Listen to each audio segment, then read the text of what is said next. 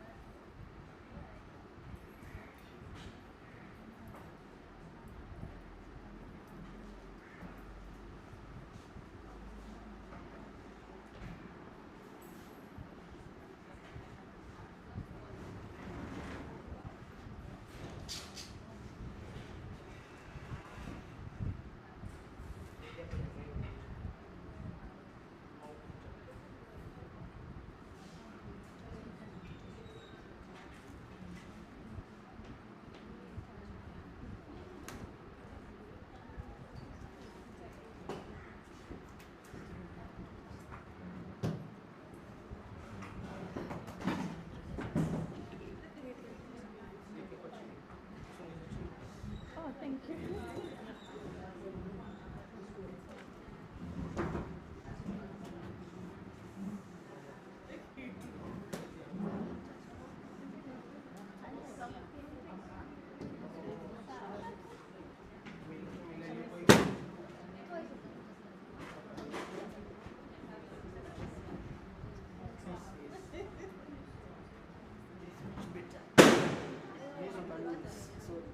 Okay.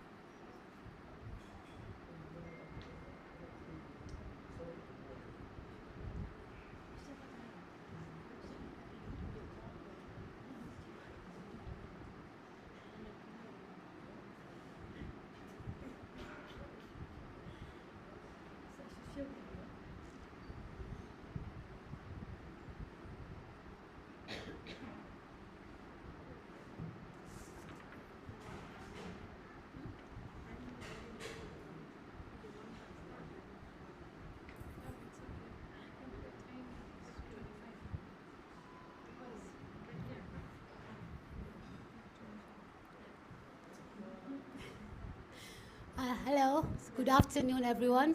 Assalamu alaikum. Karibuni. Welcome to Tea and Talk at Clover Grills. We are live on Let's Voice podcast on YouTube. The link should be shared widely, so kindly join the live. Today we are here for parenting journeys together. This topic is very dear to my heart and to many of us mothers who are here. We're here to create a community, a space to relate on different topics, whether it's neurodivergent kids, whether we're raising them or whether you have special child and you don't know where to belong, this is the space where we're creating for you, inshallah, to have many more. Instead of wasting more time, we're going to go ahead by introducing our panelists. We have Biasha Khalifa, who is the prosecutor counsel. We have Nasra Mohammed. She's a counselor, psychologist. And we have Nasra Ahmed. She's the director of Bright International Schools. And we have Bright Halim Ahmed, Bright International School. And then we have Dr. Mumtaz, who's a clinical psychologist. And also, she also comes from Care and Pride School. Without further ado, we are going to give the mic to Dr. Mumtaz, who is going to share a topic that is very dear and understanding for many mothers. She's going to talk about creating awareness and the difference in disabilities and how to know more about it as mothers. Kindly, Karibu, Daktari. Thank you so much. I really appreciate. Welcome all of you. Nice to see you all. Some parents I know already. Some parents are very new faces to me. So I'm really very happy to be a part of this organization. At the same time, the kind of an event which is being arranged. So of course, the way Imran said that I'm the one who is opening. So I hope so that whatever information will transpire today, it can help you as well as it can help other society too. So of course, we all are here and we know our children and we are here to talk about the children because we are parents too. So let me start with one simple case, okay? I'm just giving you an example of somebody and I wanted you guys to just hear and then maybe from there we see where we are heading. There is a child who is 4-year-old. He's staying with the mother, okay? And the father is there and the family is there. Now this child is not speaking, but he is just moving around the house. He's 4 years, he has not gone to school. So he's just still at home and the child is just all the time, he's just not sitting at one place, moving all the around, he's not talking, okay? So mother is very much worried. So definitely the first person or first people in her life she will oppose is the family and then maybe she will go and discuss with the neighbor, am I right? She went and discussed with the neighbor and the family and she said, my child is not talking till now. And at the same time, I can see he is not sitting at one place. Can you advise me what I should do? What do you think this neighbor must have advised her? Any idea? What do you think? Huh? Take him to To a religious doctor. Okay, take him to the religious doctor. That is one which is Malim. Very good idea. I think this is the first thing which comes. Second thing, what can be the other aspect which can come?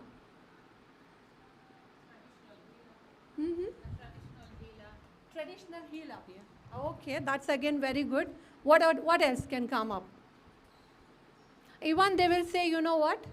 It is normal. Your child will talk. Give her time. Do you agree with me? Then another aspect. I told you he's a boy. Okay, so if he's a boy, again they say he will speak. Because boys generally they speak late. Then another thing which comes up, you know what? You are not doing a good parenting.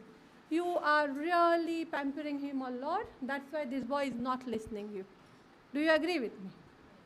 And of course, if there are people who are really understanding and they can say, please go and show it to the doctor. Otherwise, majority of the time it happens, we go with what our neighbor says, what our relatives are speaking, okay, and what our parents or our family members are saying. And we move on with that. Now, after this, the parent, the mother, she stopped going anywhere. The reason, because she says that wherever she goes, people look at her in a different way. Why? Your child is not okay. Please, can you do something? Now, this is another stigma. Before those people advise her that this must be something spiritual, must be something this and that, and now another aspect, you know what, please take your child somewhere because he can't mix with these children or he can't mix with the society. Again, the mother feel more neglected, rejected. What she will do? She will stop going for this social gathering because it's giving her a feeling of embarrassment that, if I'll take my child somewhere, what people will think about me. Yes? Now after this, now child is reaching to the age of 4.5 years. She's taking her to the school.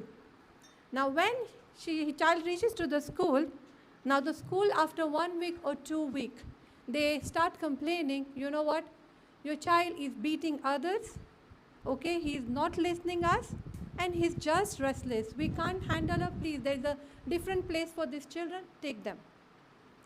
This is the comment which we hear from the school. And then again, mother is again helpless, but nobody is giving a direction what they have to do. So generally, it's not only about the children who are special, but sometimes you hear something where the child doesn't have any problem, but still these children are being labeled.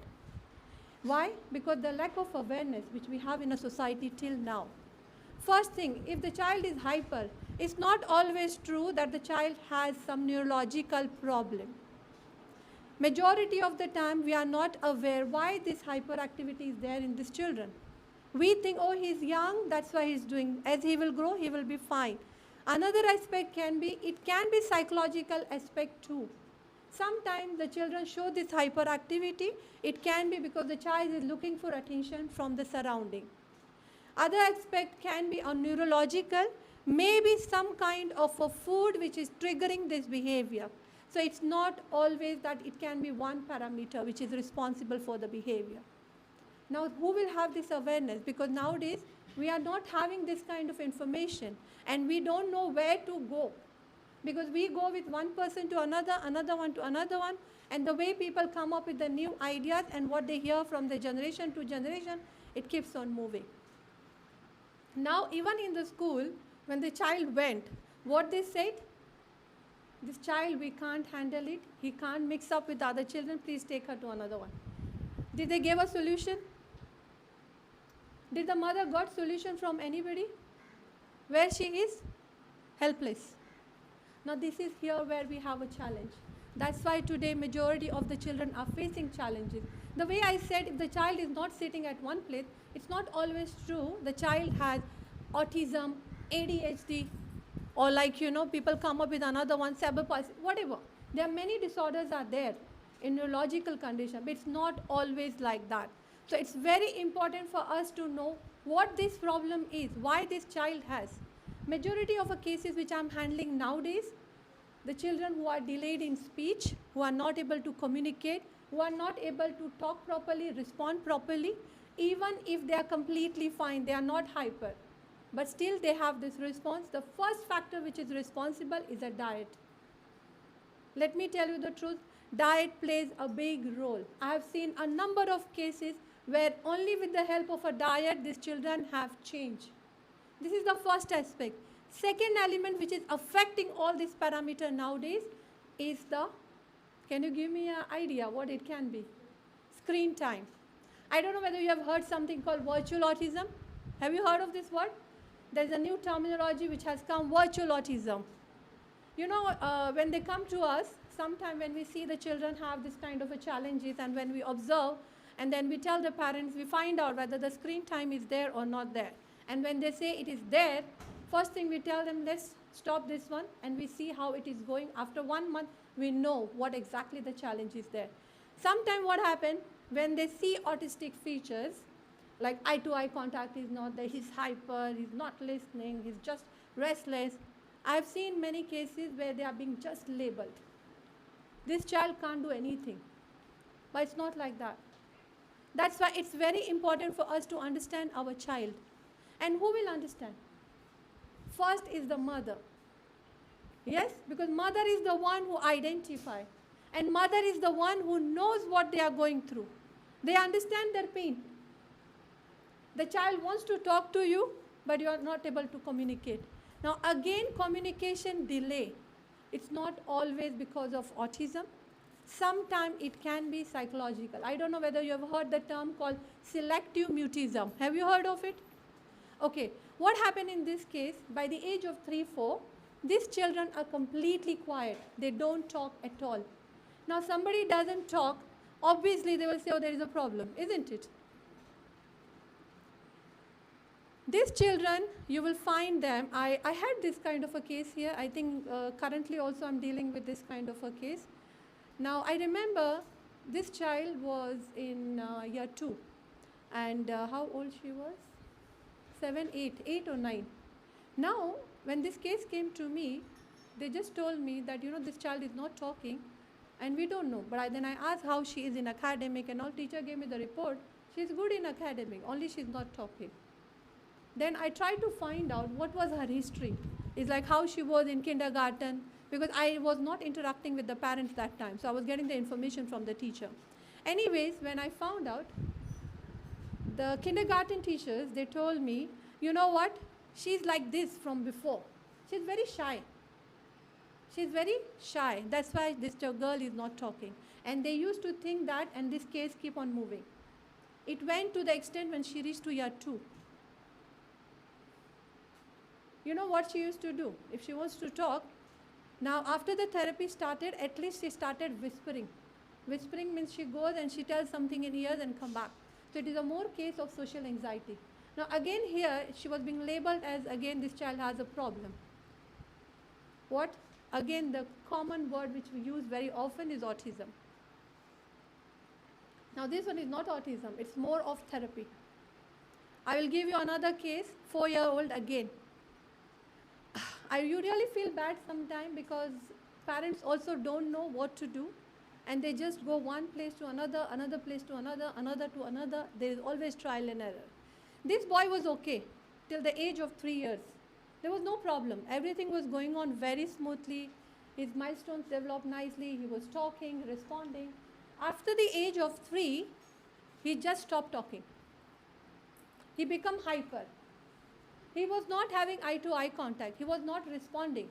Now, because of that, the mother went and approached the doctor, and doctor advised her to go to somebody, and final thing came up that this child has autism. Again, they went to another place, autism. Again, another one. It's a very rare case. You can't identify. The diagnosis which I'm going to say, you will be shocked to hear, but it's very rare cases. You will not find this kind of a cases very often. This child was having a schizophrenia. Have you heard of schizophrenia? Paranoid, psychosis. Somebody, they hear the noises, even if those voice is not there, but they hear the voice. You find somebody is talking with someone, but they are not existing. It's called hallucination and delusion. Have you heard of it? Yeah? So this child was having a schizophrenia. Again, this case, I explained to the mother, I said, this is the condition. This child doesn't have autism. Now everything was normal, right? Suddenly the boy stopped talking. So sometimes it becomes very difficult even for the therapist or psychologist to understand, to have a differential diagnosis. So it's very important first to know what challenge that child has. It's not necessary something has gone behind. That means overall generalization that this child has a problem, he can't grow, he can't do anything. So this labeling is another stigma which we have in our society, which is still going on. And why we have this one? Because lack of awareness. Now again here, this child, I told the mother, I said we have to start a play therapy. It's again one kind of a treatment where we do a play therapy and we try to see how we can interact with the children and we try to work on those aspects. Now there was a trauma in this child case which mother also didn't know. We have some tools in terms of we don't talk to these children. 4-year-old child, he will not come and tell you what is the problem, isn't it?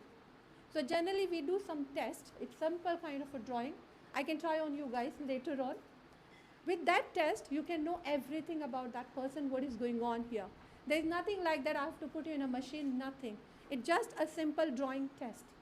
I will ask you to do something like a drawing and that can give me the information about as what is going on. The same thing happened with this child. When I did it, I explained the mother. Then mother told me, yes, I remember now. Then she said that, yeah, we had a maid who used to scare him by closing the windows and it used to be completely dark. And she used to scare, if you will not do this thing, I'll put you behind that. I'll do this one. So that kind of a fear. Now I reached to that extent also because she told me, in the night, my son doesn't allow me to close the curtain. He doesn't allow me to off the light also. Are you getting the links? Now where to where it has reached. So it's very important for us to know what challenge our child has.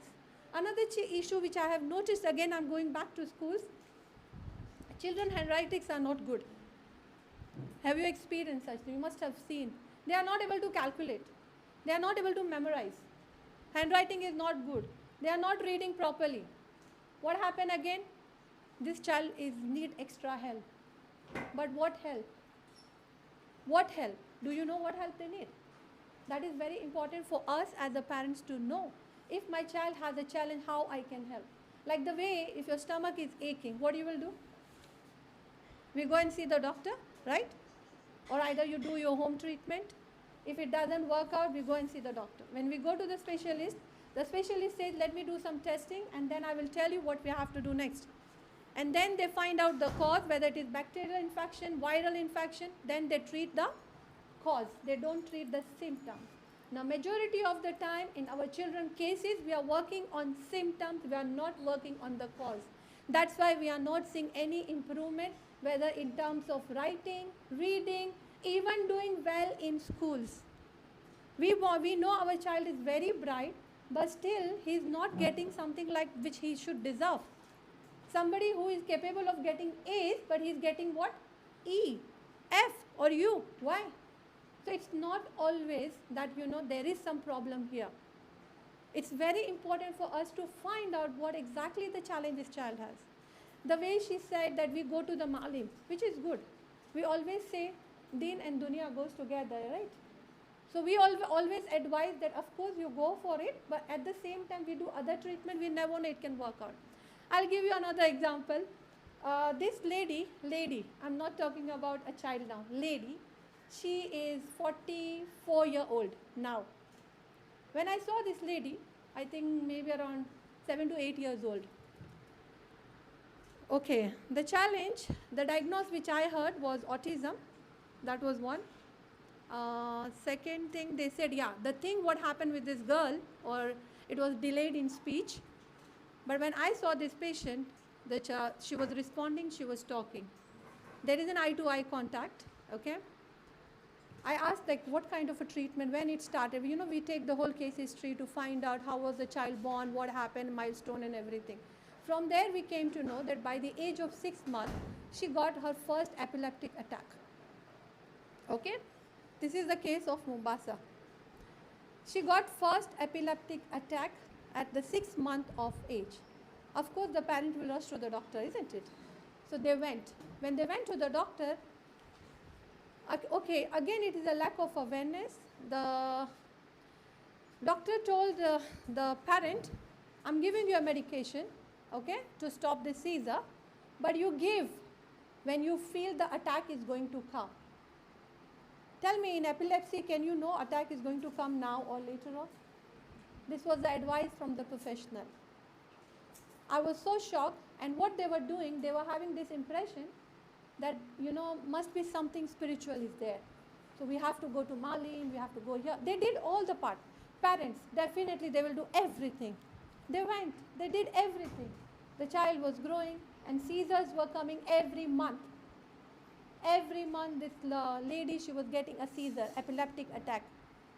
It was going on and it was creating a confusion because epilepsy is not only about slowing the mental process. It affects other areas too, where you will find this person doesn't have eye-to-eye contact because whole development of the brain is slowing down. So decision-making ability is also not there. You will find her, she's getting down on the steps, then again she goes up. Goes down, comes up. You find why she's doing. It's repetition, right? Again people say what? It is autistic behavior. But it's not autistic, yeah? But it's not autistic. She was a pure case of epilepsy and her mental process was down, so mild intellectual processing. After that, I just requested them, I said, please, I'm not telling you to stop anything. Just do one favor on me. We do MRI and we check what is going on. You continue whatever you are doing. There is no harm in taking another opinion. They said, okay, fine. They did. Then I told them to see neurologist. They went, they saw the neurologist. Neurologist gave a dose. And because I told them that time, I said, no seizure can tell you or give you alarm that I'm going to get the seizure right now. And then they started the medication, seizure stopped. But can you imagine 6 months till 40 years of age? What damage this person must be having? She slowed down. Slow down in terms of everything. Self-care,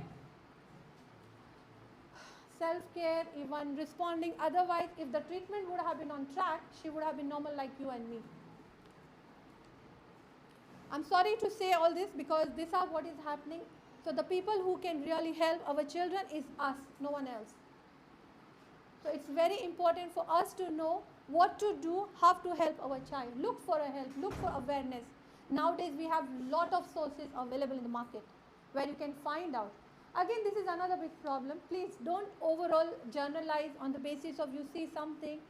I'm sorry, I have so many cases. How many cases I'll explain you. Another case I had. Anyway, she found some symptom in the child. She went through the internet, she found, and she said, you know what, this symptom my child had. This one I have, this one I have. And she went to another person to find out this problem is there. That person said, yeah, your child has this, autism. Again, label of autism. I think autism has become very common. So the term everywhere, autism. Okay, when I saw this person, I said, you know, sometime if your mindset is there, she has this problem, you can't change overnight. I said, it's okay, whatever is there, let's work on the treatment. Today, she is not showing any features of autism. So I hope, oh Mike, I'm sorry. I hope you guys are understanding what I'm saying. So awareness from where to take, how to go about it, it's very important for you to know. Are we together? I hope you are not getting bored. Anyway, so stigma which we have, like going for religious aspect, fine, you go for it. That is something which works, no doubt. But do other treatment also. Second thing, awareness. Try to educate yourself as the children are growing, not only from the internet. There are so many people around you who have a good experience. Go and discuss with them. Ask them. I would like to hear from you. What is your opinion on that? You know, you are a mother, okay? You know your child. If there is a problem, it gives you a hint inside. Yes, my child has a problem. If there is nothing, it gives you a feeling there is nothing wrong. So listen to your instinct, what instinct is saying, and try to follow that instinct. There are times when your family will not be supportive, because I hear this kind of a cases, nobody is ready to understand me. They just want me to dump the child at one corner. How I can do that? Definitely you can't. Now I have seen few schools have come up with such program where they are allowing such children, not only the children who have autism, but all diversity kind of a challenges these children have it. Those children are accepted and they are given an inclusion program which helps these children to grow, this helps these children to perform. Somebody who has learning disability, somebody who can't write properly, it doesn't mean that this child can't do anything in life. Again, I'm going back, I had another case. Today this boy is in year 10. One of the big school he was in, and when the mother came to me, his handwriting was like something very worst. You can't read. But when you ask him to construct the sentences, you will be amazed. It will be out of somewhere. You will say, oh my God, his vocabulary is so good. When you ask him anything verbally, the boy was too good. Anyways, when the thing was moving on, this parent also approached, and we went to the diagnosis and everything. Then we approached the school. So unfortunately, it couldn't work out. But today, this boy can read and write, and he doesn't have any problem. So I just wanted to say that much. I think it's enough for now. Thank you so much for your time, and I really appreciate it. Thank you so much. Now, carry on. Thank you, Dr. Mumtaz. That was very inspiring. Also, for the podcast, you guys can stay seated. Dr. Mumtaz, I felt for you. I know you wanted to sit a couple of times, but you're passionate, I saw. MashaAllah. I like what she had mentioned earlier, because that brings us to our next topic. She spoke about inclusion in schools. There are schools who are doing us mothers a favor by including our different, uniquely different. That's the word I like using. Our kids are uniquely different, you know. They give them a chance to be in their school. This is a mainstream school, but then they let you, at least your child does not feel the need to be left out. So that is going to bring me to our next panelist, Halima from Bright Academy. She's going to talk about education choices and how to navigate this. Karibu, Halima. Thank you very much, Amran.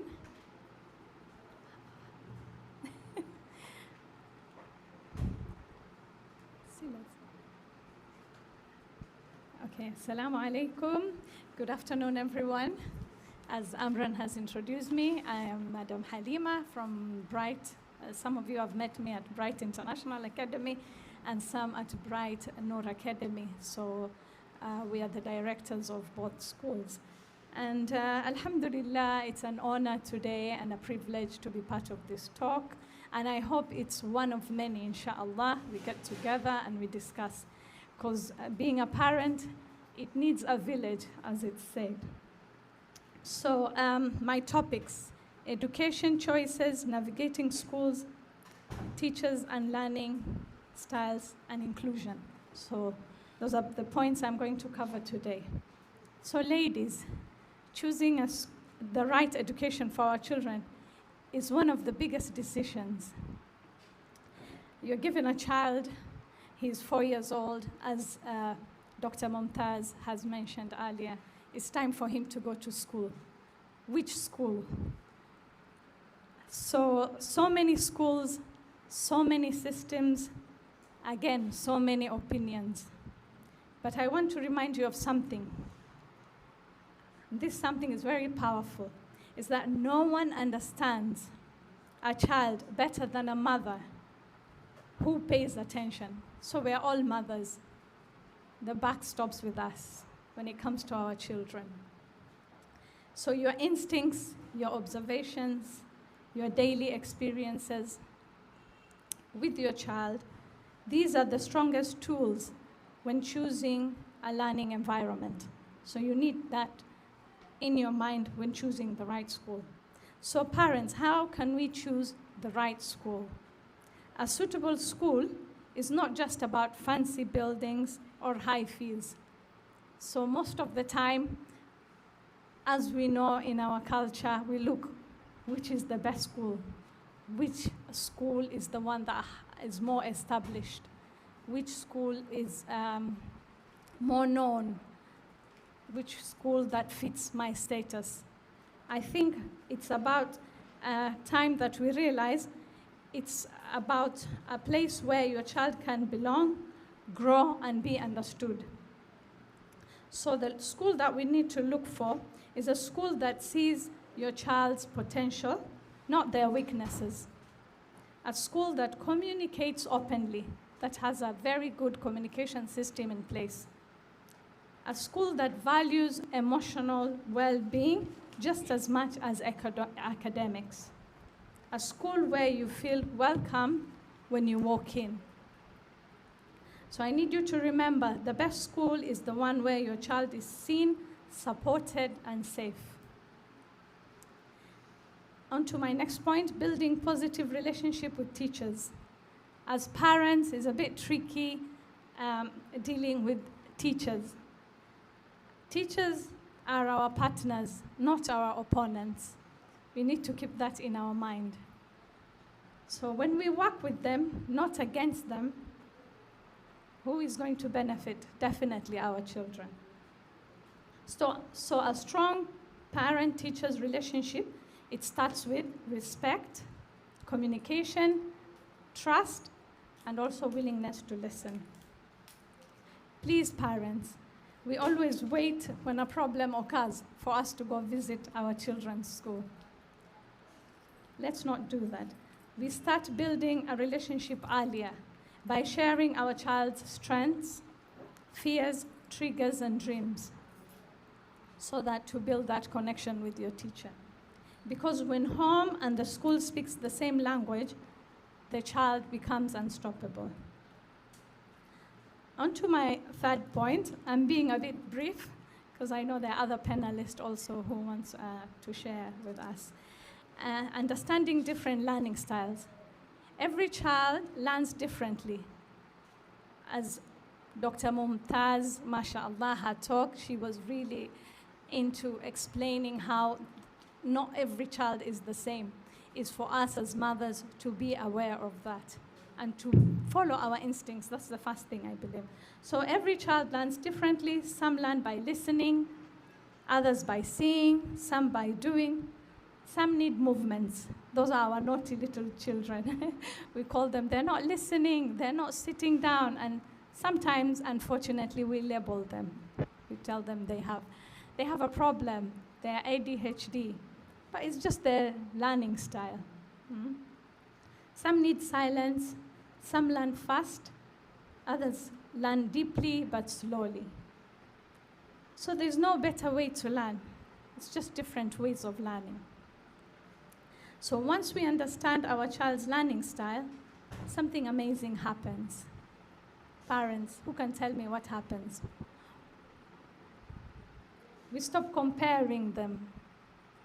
That's our biggest issue. Why is that child doing better than my child? Or why is that child performing better than my child? So we stop comparing them. We stop pressuring them. We start supporting them in the way that works for them. And that is where confidence begins. My last but not the least of points, promoting inclusion in everyday school life. So inclusion is more than a policy. It is a mindset. We have to believe that every child deserves a chance, no matter their speed, personality, background, or ability. An inclusive environment is not a favor to children, it is their right. Inclusion happens when we teach our children to be kind. We encourage them to sit with the quiet child. We celebrate differences. We avoid labeling our children. We remind them that everyone grows at their own pace. A truly inclusive school is one where no child feels invisible, no child feels less, and every child feels they belong. So as mothers, let us choose schools with wisdom, partner with teachers with openness, understand our children with compassion, and promote inclusion with love. Because when we advocate for our children, we don't just change their educational journey, we change their entire future. Thank you. Thank you. Thank you, Halima. That was very nice and brief and very well understood. You know, usually when we talk about inclusion, we assume just mix all of them up, even if they're different, but mine is slow, yours is faster, But the fact that you said it is the schools should be able to create an understanding between the parents and the communication space, that is very, very nice to hear for all the mothers.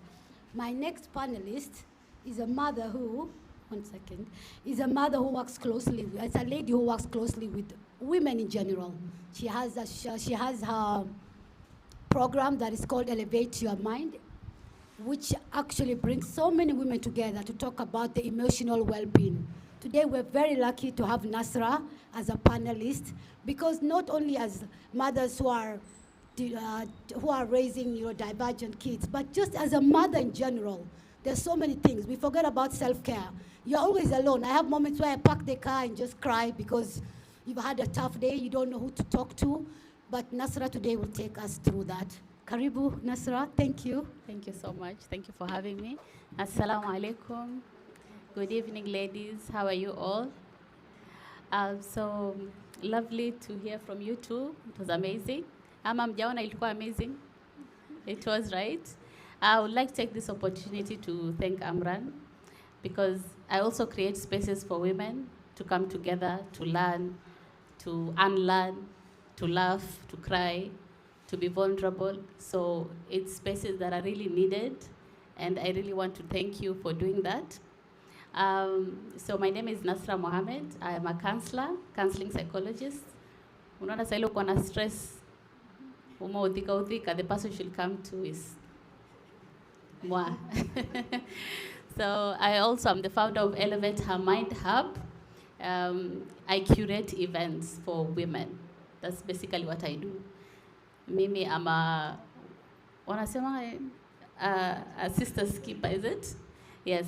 So this topic is really, really important. I don't have, I've never worked with women and with children who are neurodivergent directly, but I have had patients or rather clients who have kids that are on the spectrum. So I might not know too much about the topic, but I know the stresses that women go through, mothers who have kids who are on the spectrum. Should I assume that everybody here has a child who's on the spectrum? No? Good. But still, information is power. If you're not a mother who has a kid that is on the spectrum, you maybe have a sister, maybe you have a friend, maybe you have a neighbor. So it's important. I was sharing with the ladies here when we were seated outside that the other day I came with the SGR. I was coming in with my little nephews and nieces for holiday.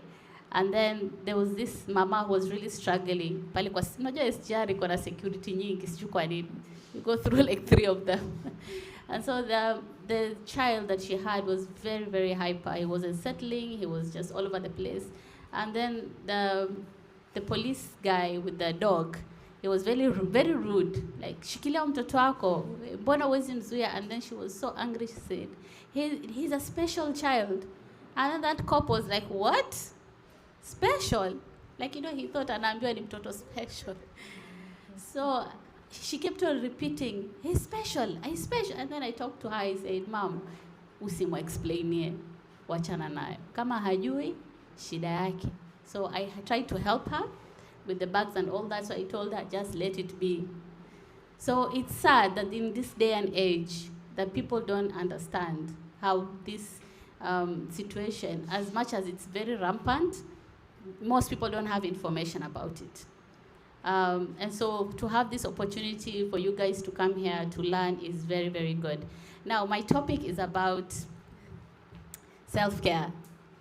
Now, self-care is such a broad topic, very broad. Mkisikia special and self-care, the first thing that comes to mind ni nini, especially wa mama Mombasa.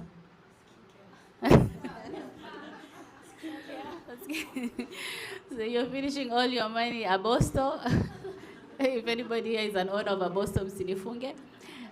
Spas, massage, right? All those things are good.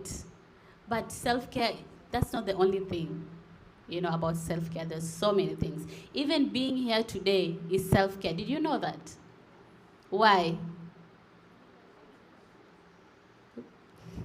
Why?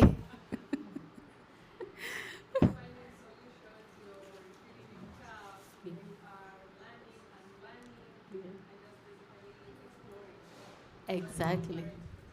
Exactly. So self-care is basically, you know, anything that you do that removes you from your norm is self-care.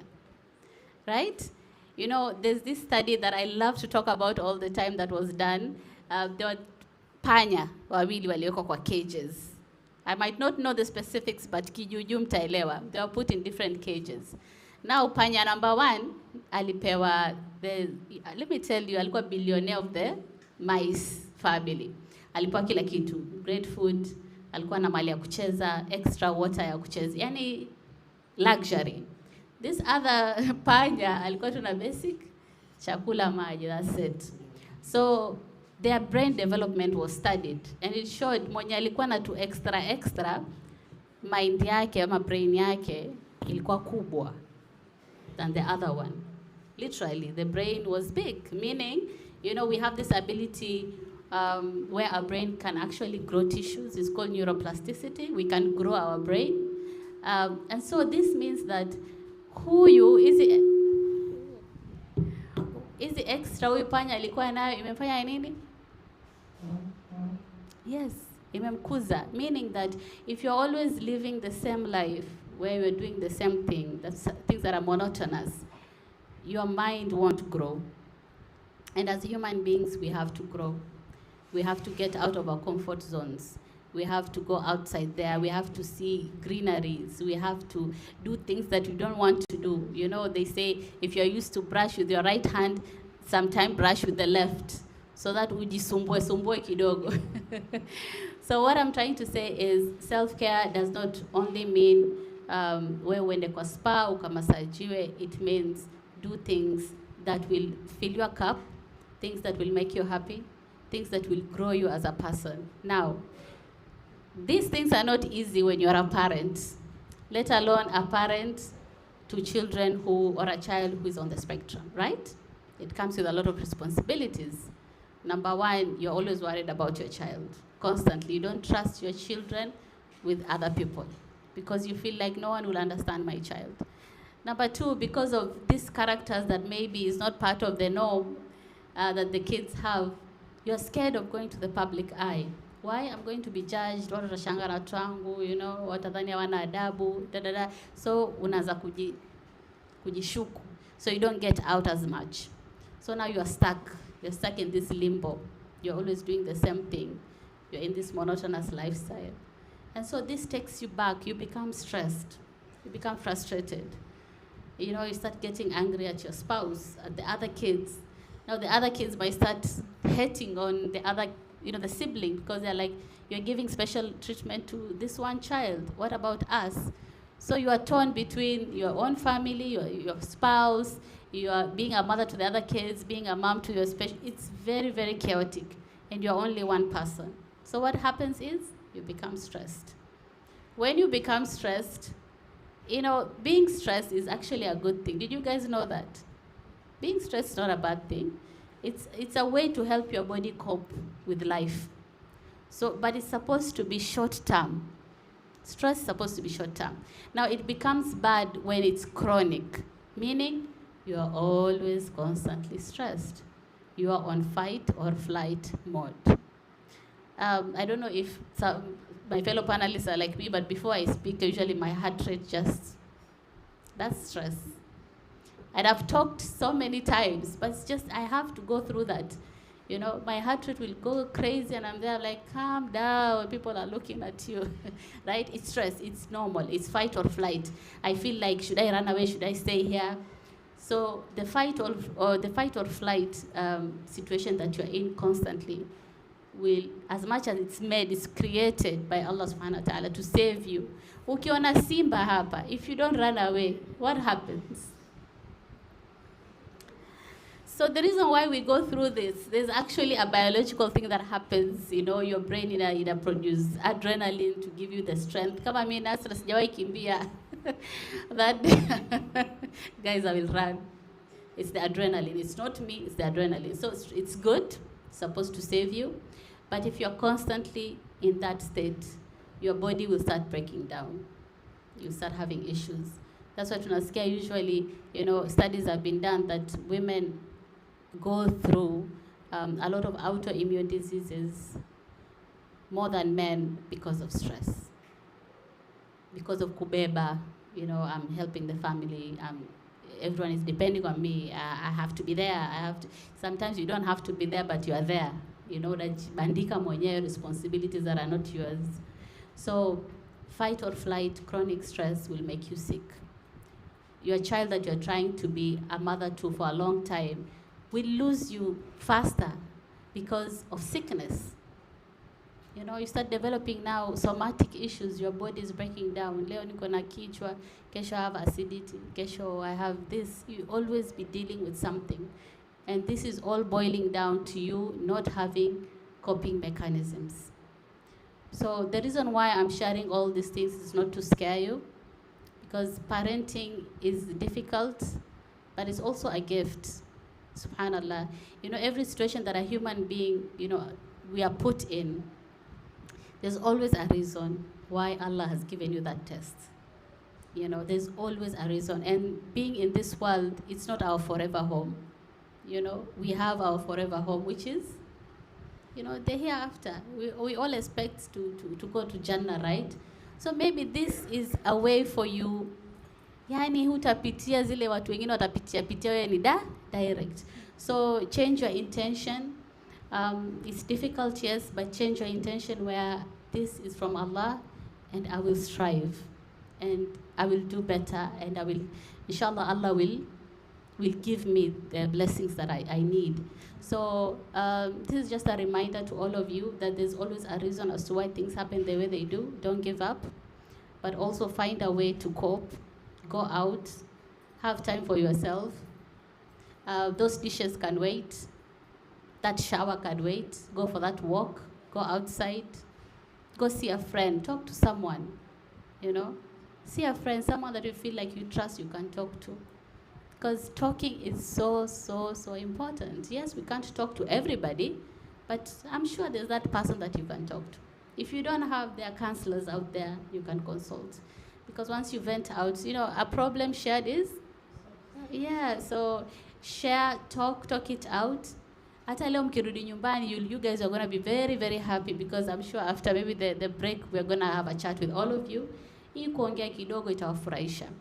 So I don't have much to say because of time, and I just want to say that remember yourselves, take care of yourselves, and also try to redefine what self-care means and go after that. Thank you so much. Thank you, Nasra. Thank you so much. I think one thing I had is when she said, when you're about to speak, the nerves. Tangu jana naumwa na tumbo. Because I knew I was coming to sit here, I'm like, the fact that you have to talk, you get nervous. But she spoke about something very important, which is having friends and having a community. Because usually talking, if you don't have that person, you call in the morning and say, today this and this and this happened, and offload. I know nampatia huyo mwingine mzigo, but at least you personally, you have offloaded slightly. And I know your friend or anyone close to you will not mind you offloading to them. That is the key, because at least then you're able to know I spoke to someone.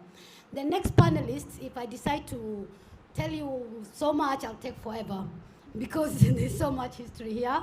I'm so happy to have Biasha here, as I am to have all the panelists, as I mentioned earlier. Biasha is a prosecutor counsel at the Children's Court in Mombasa. She also won the FIDA Prize Award. I think you watasema wenyewe kusitaki kuconcept vibaya, but she's so involved in the women community, helping children and all that. Today she's a mother who's going to share with us her journey, her story, being a career woman. When I say prosecutor, huyu ni lawyer, anaingia kazi asubuhi, anatoka usiku. And not to mention that she's also dealing with neurodivergent kids. So you can imagine how much that is. So karibu Biasha, it's such a pleasure to have you here. Thank you so much, Amran. We go way back with Amran, and as she said, there's a lot to talk about us, but we won't go down that direction. Assalamu alaikum wa rahmatullahi wa barakatuh. As I've been introduced, I'm Biasha Khalifa. I'm here as a mother. The other caps Amran just decided to disclose, I usually hide them under huko chini kabisa. So career-wise, I am a prosecutor. I'm a prosecution counsel at the Tononoka Children's Court. Yeah, she mentioned an award.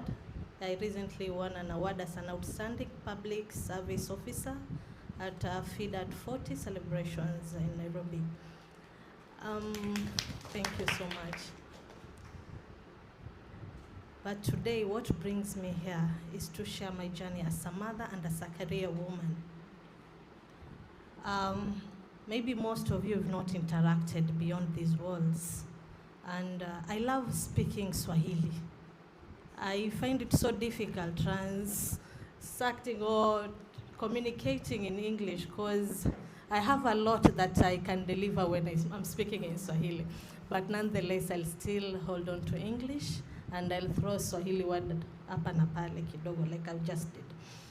So it's easy and it's not easy being a career woman, being a neurodivergent mother, not just a neurodivergent, but also to the, what do they call them? I don't like bringing up these barriers, but again, the society pressures us into bringing up these barriers, ndio? Because watoto ni watoto. Ukiulizwa uko na watoto wangapi, do you define? I have mtoto moja autistic, moja normal. Unasema? Hausemi. So unasema tu uko na watoto? Yes. So I'm a mother. And when I say it's easy and it's not easy, it's easy because I'm here. If Amran could have called me years back to tell me nikuje niongele about my motherhood journey, I would have refused. Why? Because it's something that gets me so emotional, and I could not sit even for a minute and start narrating without shedding a tear. Even when my fellow panelists were speaking, I was holding back a lot. I even thought I was going to walk out. Kidogo nipate fresh air, then I come back. But what they have said is true to the core. And I can tell you for free, when we start with Dr. Mumtaz, mimi ni huyo Google parent. When I started off, my first was huyo normal kid. Let me say the normal kid. Came the second. I used to even expect, si ule unajua, you get so excited, you are sharing stories with friends. Mtoto wangu ameanza kufanya hivi. Then here I am. Mbona wangu wafanyi? Then you know I'm used to the first one. Nimeona ki reach milestones and everything. I be like, maybe wacha tungoje kidogo. And you know this kid amekaa mpaka even the sitting reach milestones vizuri. The only delayed milestone she had was walking. And at first I used to say maybe she's so frightened because ukimtoa mahali she would be so scared, she doesn't want to let go. But twende. The day she reached 1.5, that's the day, exact day, 1.5 years old, that's the day she walked. And we were all celebrating. We were like, yay, she's walking. I'm telling you, we even started recording. So unajua simu, ni nani, throw, family, group, my kid is walking, tell me now, mtaniambia nini, hakuna. So, kidogo Google, mbona huyu mtoto atembei? Hiyo yashapita. Next, she's not talking. 2, 3, 4, 5. My kid just turned 6 this month. We are not talking. And as Dr. Mumtaz said, I was told, give yourself time. Mtoto huyu atatembea. Waswahili, you know, we say nini? Tunasema, maziwa yako mazito. That's what I'm told. That mtoto wangu wazungumzi kwa sababu hiyo. So I'm like, okay, maybe I'll dilute that. I don't know how to dilute that. But here I am, kama mazito ni mazito, what do I do? But my kid is 6. I nikaanza, not because kusema she's not talking, that hana mazungumzo kabisa. It's a very limited speech. Vocabulary yake doesn't go beyond 10, if not 5 words. So I believe that qualifies as nonverbal. And I was that parent who would get so excited every time she'd say a word. She would say, yeah, jish. So I was like, words are coming. Round 1. Then you just wake up. Mara ya kwanza iyo, nini inaitwa black magic, sijui ni nini. Nilisema hapa kuna kitu, mchezo hapa unachezeka. You wake up one day, your kid doesn't talk. Completely shut. Even ile bye, she'd look at you, stare blankly. What are you even saying? And it shook me for some time, like, what's up? Kidogo we start. When you're about to pick up your ngoma upige, yes, we are there. Shock. Blank again. And it kept repeating itself. Not once, not twice, not thrice. And I was like, fingers crossed. From now henceforth, I have to see it to celebrate. I am crossing my fingers. I'm not going to tell anyone my kid is doing anything. Unaambiwa ni tena hasad. Watoto wakimwona, my kid, by the way, is very pretty, very beautiful girl, mashallah. Hapo nayo, I will take credit. Maybe she takes after me. Sasa, there are those kind kwa society watakwambia, mashallah, mtoto wako mzuri, mbona unamwachilia? Do you understand by that statement? Mbona unamwachilia? I believe we are all Swahili speaking, eh? Mbona unamwachilia? When you're told mbona unamwachilia, what comes to your mind? Mimi nashtuka, namwachilia vipi? What do you mean namwachilia? You know. Then I came to learn, kumwachilia ni kuwa you are not taking them to the ustadh, maalim, kusomewa, mtoto wako, hapana, kuna kitu. Ushaelewa? So you get you get confused, sasa hapa nayo which direction. Then nyumbani ukiangalia babangu mashallah sheikh fulani, waanza kusema enda kwa ustadh sijui gani, waambiwa are you sure huyo hana ramli hana nini? You understand by that? Hana witchcraft, because you have to be so sure when you're doing that. Then something just strikes you and you realize it's all about you. Tumeambiwa something very important, an attentive mother. I noticed my child was different in some aspects at a very tender age, 2 years. Sindio? And that epileptic episode Daktari was talking about, my kid had, I can't call it an epileptic seizure, but something close to that. These are high temperatures and eyes going up when she was about almost 2, 1.5 or something like that. And wow. No, that's a celebrating balloon. The balloon is busy celebrating, so we accommodate it. So tukaenda, but what I realized, it's about you. Because kila mtu nilikuwa nikiongea naambiwa, mpe time. And I gave her the time. But again, I didn't give her the time. I started now to the second panelist. I moved from Dr. Mumtaz, I went to the second panel. Wapi? Help, I need schools. I was running from one school to another, both virtually online na physically. Mi natoka court, naaga watu, accommodate me. Nakimbia wapi? Kwa mashule. Na hapo nimeanza therapy. Nikumbuka si nimekwambia nimetoka kwa Dr. Mumtaz, not necessarily Dr. Mumtaz, but the medical realm, sawa? So nimetoka na mtoto wangu. Uko, mi natoka court by afternoon, maybe saa 9. I rush home, carry my child. I didn't have sina gari. So nilikuwa nikitumia nini? Natumia tuk-tuk, but fare, economy, mama. Natumia matatu. I'm ready to pay for 2 seats kule mbele. But yeye ni nani? Gia ni yake. Because ukikaa huku nyuma na kanyaga watu, someone will not understand why is this kid, control your kid. Mimi nimechoka, sijalala usiku. She does not sleep. Mumekesha, akilala ni sasa. Yani mimi na pass out kwa sitting room, mtoto ame pass out. Chaos, I'm expectant again. I got pregnant. My kid wamefuatana, do re mi fa sola. So here I am, expectant, rushing with therapy. I need my kid to go to school. I'm expected to be at work. No excuse. What do? I pray. Mimi nilikuwa nikishikilia mtoto, I'd talk to my kid kama mtu mzima. And we'd both weep. Sote, we break down. Na mwambia Mwenyezi Mungu, where did I go wrong? If at all I did, nisamehe.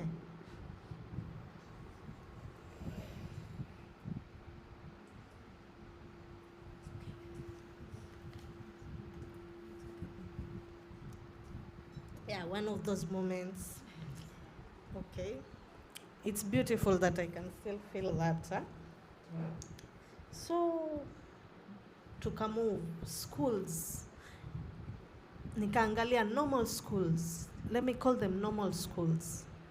And I'll be like, mimi nikiangalia mtoto wangu, kila mtu ananiambia, ukimpeleka, say at least kuna special schools, eh? By then, zilikuwa chache, but they were coming up. So I'd be like talking to friends. Mimi, by the way, I've always been that open person. I've never hidden my kids. Everywhere naenda, mimi kitu ya kwanza nasema mimi niko na watoto autistic. People used to think like you're weird. Why are you even talking about that? I'd be like, I need help. And the only way help can come is when you talk. So nikazunguka mashule. What would the society tell you? Ukipeleka mtoto kwa special school, they will copy the behaviors of the other special kids and become worse. That's what I was told. But then I look at my kid. Again, this is a personal choice that I made. Not to say that you should do the same. My choice was to take my kid to a special school. Why? Because I believe that's the only place that she will not be frustrated and the teachers and caregivers would not be equally frustrated. So you can imagine the tug of war where your kid is struggling to express themselves, then kuna mwalimu anakwambia mtoto kisirani, mtoto hasikii, mtoto mtukutu, mtoto hatuli. You know, my kid would be here, atangusha everything that, and she'd be so happy. That's her way of playing. So mi nikaanza kubattle, nikaambiwa, mwisho niliambiwa hii kusoma sana ndio inawafanya munaona mwajua sana.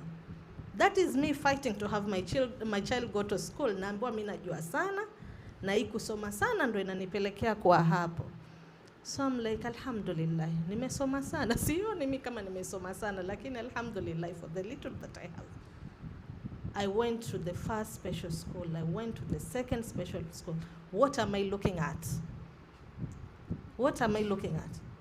Anyone who knows what I'm looking at? Remember, I'm a prosecution counsel at the Children's Court. The files that I'm dealing with, most of them are defilement cases. And here I have a special need kid, ambaye nataka kumwacha for a full day kwa shule. Then you think nitamwachilia tu hivyo? Siwezi, I need to look around. I was looking around if they have any surveillance.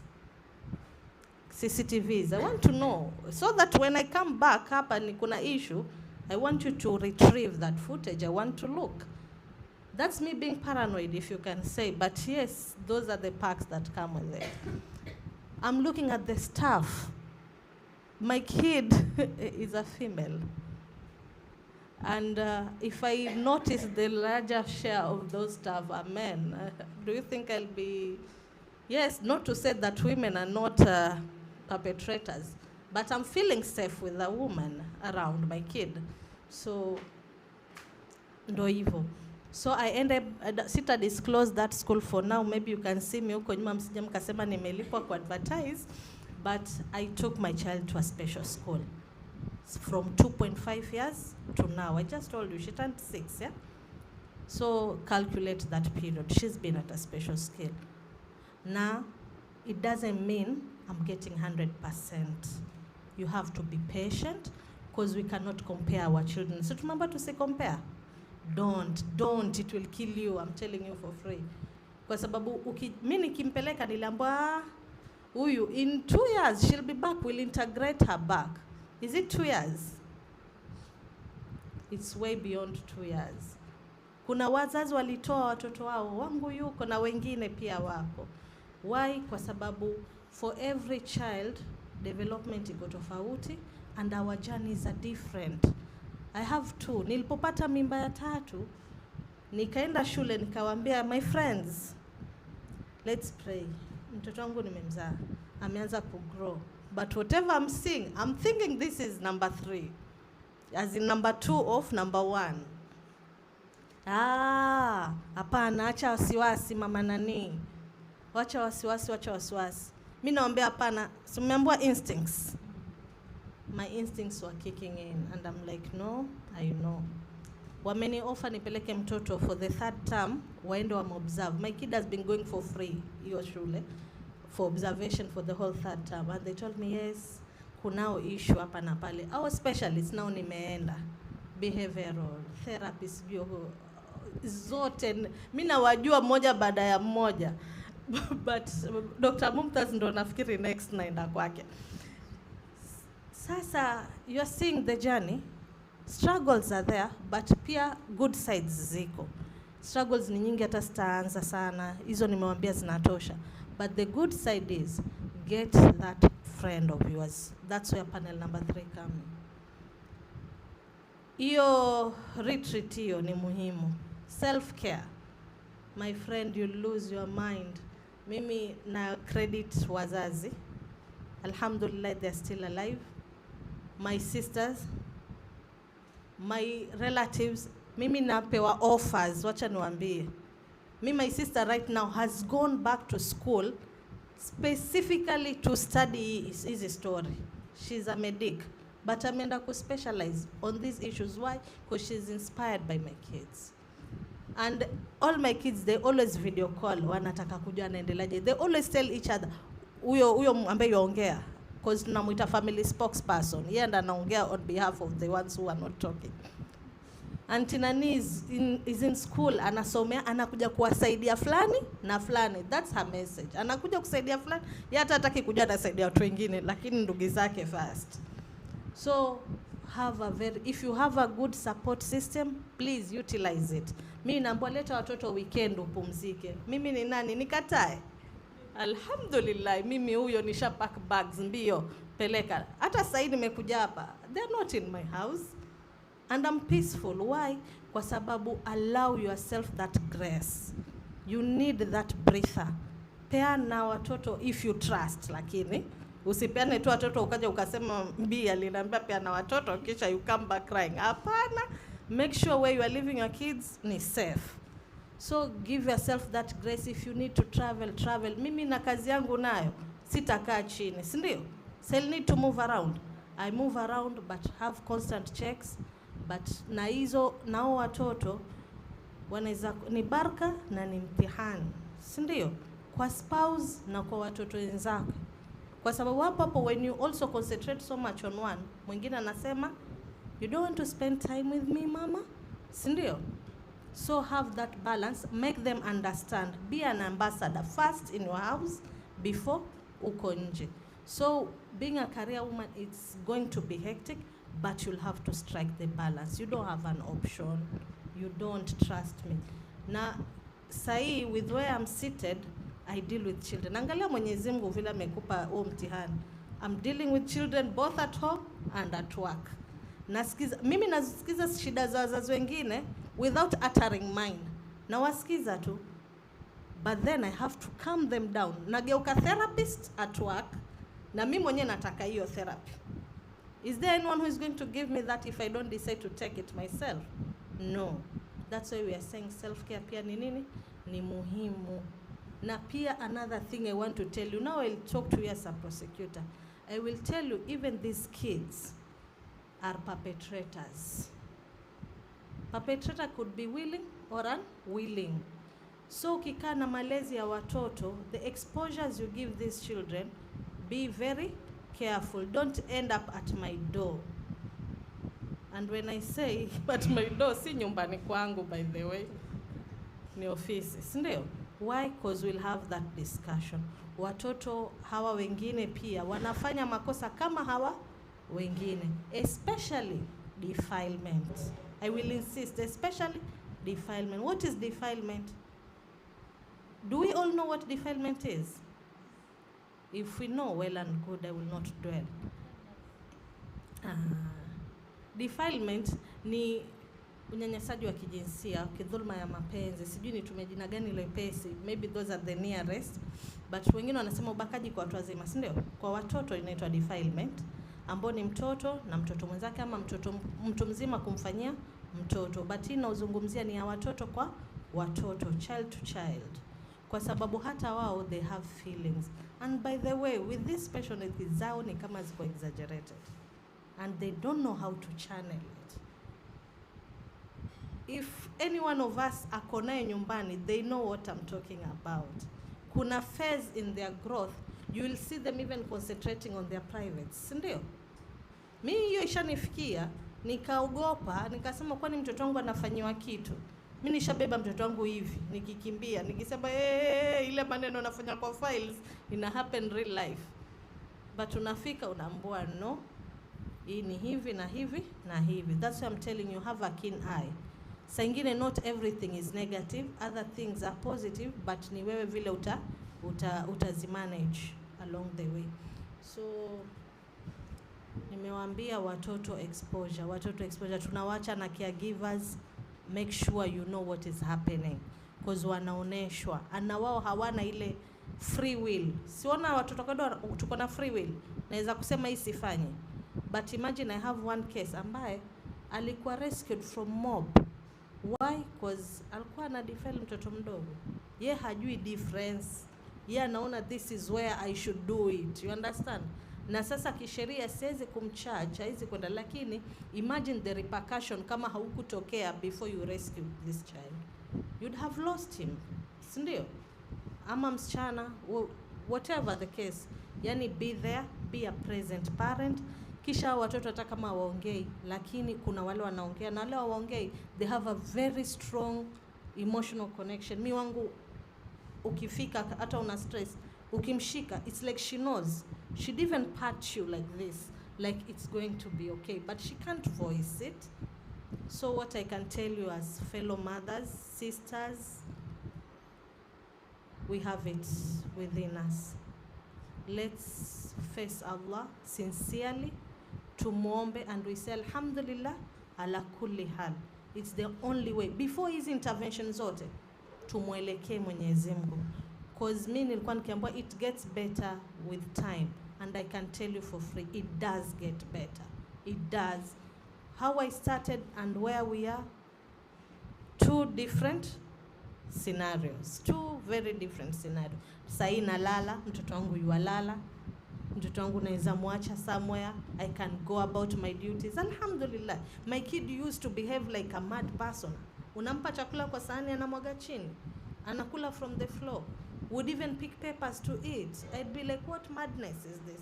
But right now, she'd even come push you. Chakula kwa nyumba yangu ni lazima kiwe on time. Without food, it's chaos. You'll give her chakula kwa plate, she'd sit, eat. And she'll tell you, eat. And you'll know it's eat. There's a dispenser, she can hold a cup and press. That's progress, isn't it? Yes. So interventions, early interventions really do wonders. And you are never late. Kisha speak out.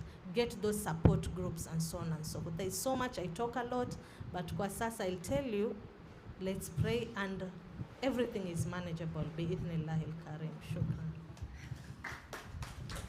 Yo, thank you Biasha. You took us through all the emotions. Mi kawaida napenda kulia, so hata nishaanza. I was trying to protect the makeup, but Biasha's story is so strong. And as she said, she wouldn't have shared ages ago. I came to find out the other day, and from there I'm like, oh my God, I can't believe she's doing it all. You know, she's become like a role model, because for me, alhamdulillah, all of us have our differences and our difficulties with our kids. You think, yeah, Tosha, you know, this is too much. Why am I going through this by myself? And then someone shares a story like hers. There's more than one kid, there's two kids, you know. So that's why sometimes you say, alhamdulillah, and may Allah make it easier for her. But then even for her, you look at her as a role model. You learn, you pick from their strong points, and the strength creates that team. So what we're going to do, because we have a few minutes, we're going to take question and answers. I think we will complete the session before we break completely, because I thought we will come back. It won't be possible with Maghrib. So we are open for questions from the panel. Kindly feel free to ask any questions. Tuko na madaktari hapa, unaona Biasha amepangia Dr. Mumtaz. So you guys take advantage now. If you have any sort of questions, please, the mic is going around. Assalamu alaikum. You ladies are looking so pretty. Now you just want to expose me. I'm from maternity. I didn't even have time to go and dress up. My name is Swabra, and I have a question for each and every panelist that I saw presenting, except Daktari. I think I missed your session. All right. For Nasra, I think, what do you think about raising expressive kids? Because I'm quite expressive, and I like my kids to be as expressive. And so we've had instances where in the estate, mtoto wangu labda ajibu, vile huwa nimemfundisha ajibu, you know, lakini they are perceived to be rude. Yani kuna hata party ya estate wamambiwa siingie. Sasa akakuja kuniambia, but mom, I didn't do anything, and they explained what they did. And I said, yeah, you didn't do nothing, but you see now they have to live in a society where other parents are not as learned or unlearned or as empowered as I probably am trying to make myself to be. Yeah. Question number 2 would go to Halima. I made the decision to homeschool my kids when I noticed that I have kids with different personalities. So my firstborn, Hashim, is talkative like me. And he's a sport maniac like me. And so he would be elevated in school. All the pictures you would see, they were in Light International. You would see Hashim. And then my second boy, Hakim, he's a shyest boy. And so even in class, he would be the very last one there. And yet, now that we are homeschooling, the homeschooling for me was to provide neutral ground and to isolate each child so that sifurishi mmoja kichwa na mwingine hasauliki. And I've thought probably that has evened the ground. But now from teacher's side, how do we enable scenarios where you can pinpoint, and I know kids are many, but how do you isolate a child instead of clustering all of them? I feel like a lot of talents are lost when kids are clustered, okay? And then number 3, this is now to Biasha.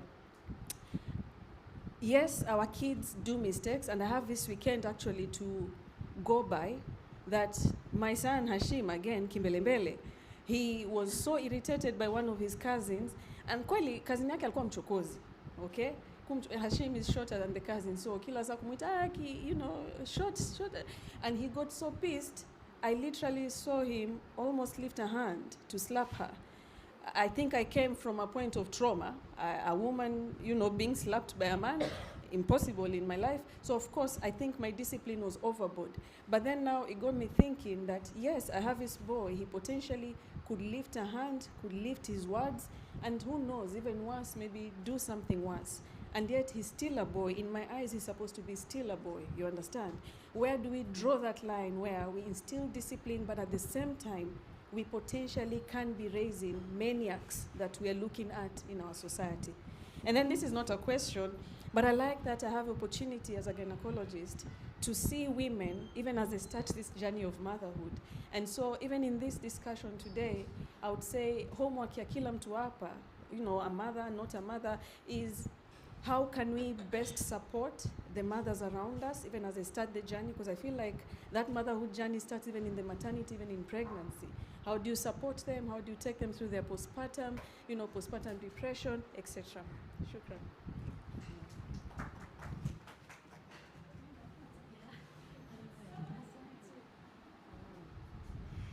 Hi, Daktari.